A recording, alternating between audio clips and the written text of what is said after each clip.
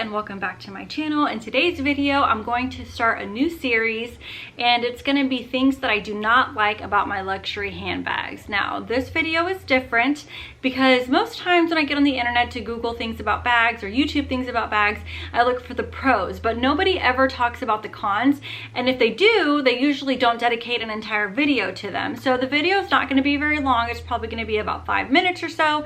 I'm just going to go through each bag that I have each week, and I'll tell you a couple things that I don't like about them. Quick disclaimer, I do absolutely love all my handbags. If I didn't love them, I wouldn't have them in my collection, but there are things about certain bags that kind of annoy me a little bit, but that's not to take away from the fact that I still absolutely love them and they're still great pieces to have. I think it's a great way for me to tell you guys what I don't like about the bag, so you can decide if they are deal breakers for you when it comes to buying luxury handbags. They're really expensive and you don't want to splurge on things that may be an inconvenience to you later on. So the first bag that I'm going to go over is going to be my B25.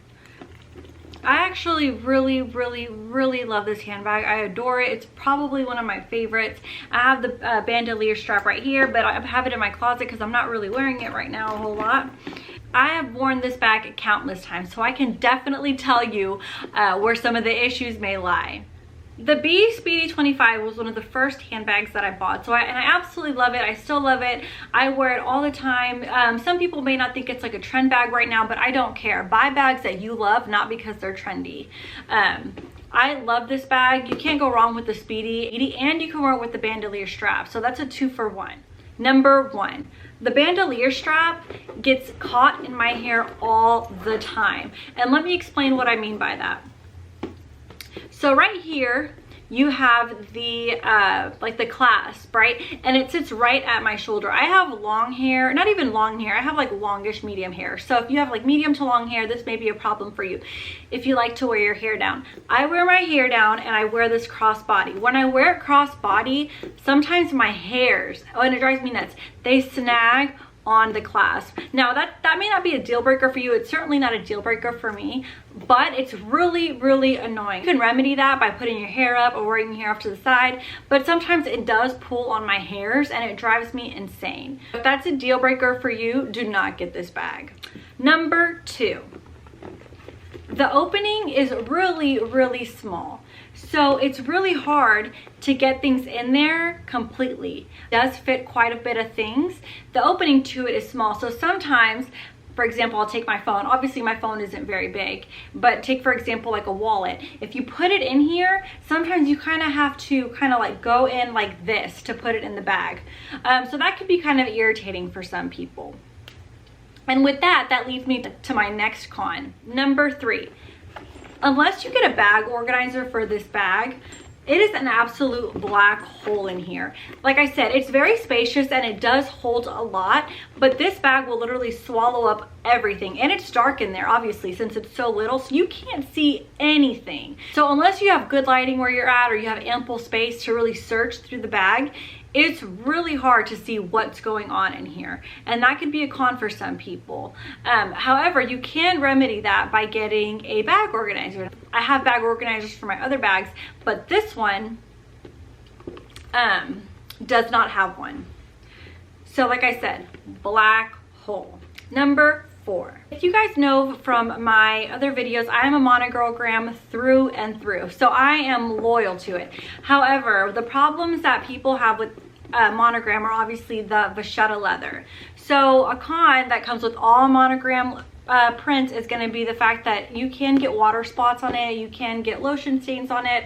I do take care of my bags. I've said that in other videos, so I don't treat them poorly, and I still, as much as I use this bag, still managed to get a couple water spots on my vachetta. It's not super noticeable. I've only noticed the water spots when I'm looking at it super close up. So it's nothing, as long as you take care of your bags, it may not be an issue.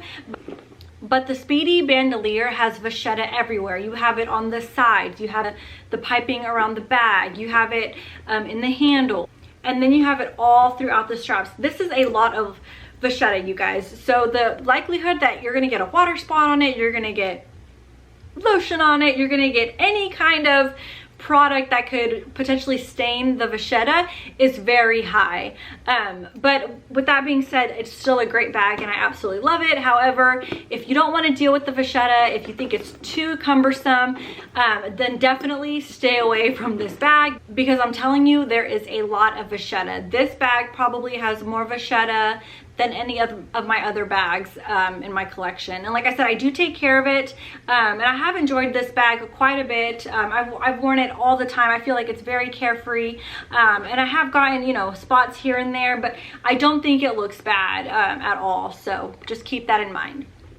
That brings me to con number 5, and that is going to be that even though it is the Speedy B25, there is a lot of space in here. I mean, you can fit so much because this holds so much.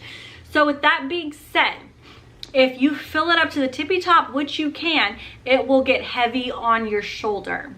If you wear a crossbody, it'll get heavy. If you wear it on your shoulder, it can get heavy. The vachetta is a comfortable strap, so that kind of makes up for it a little bit, but it gets really heavy if you fill it up to the brim. I don't fill it up to the brim. I just keep like my necessities in there, maybe a couple things extra.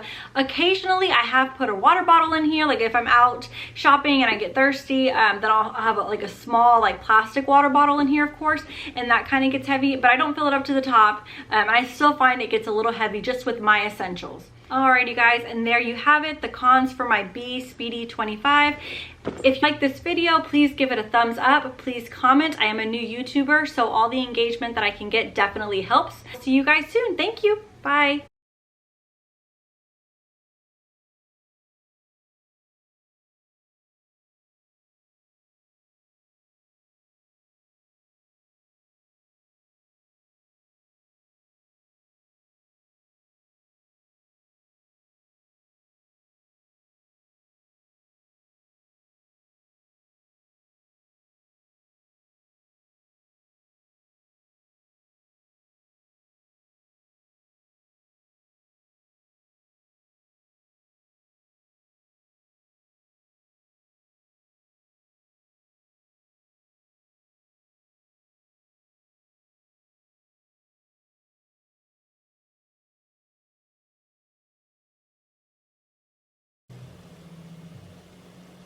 I think it's a good idea to tell you guys what I don't like about the bag. That way you don't have to go out and buy it and discover it for yourself. I've worn this bag countless times, so I can tell you guys where my problem. I have worn this bag countless times, so I can definitely tell you. So this week is going to be my B Speedy 25. So this week is going to be my B Speedy 25. So this week is going to be my B Speedy 25. Subscribe to my channel to be. Every week I will pick one handbag and I will tell you guys all the cons of it, but it gets really heavy if you fill it up to the brim. I don't fill it up to the brim, a particular luxury bag. Disclaimer, like I said, I love all my luxury handbags. However, there are things that kind of annoy me about each bag, and I'm going to go ahead and touch all those in the video.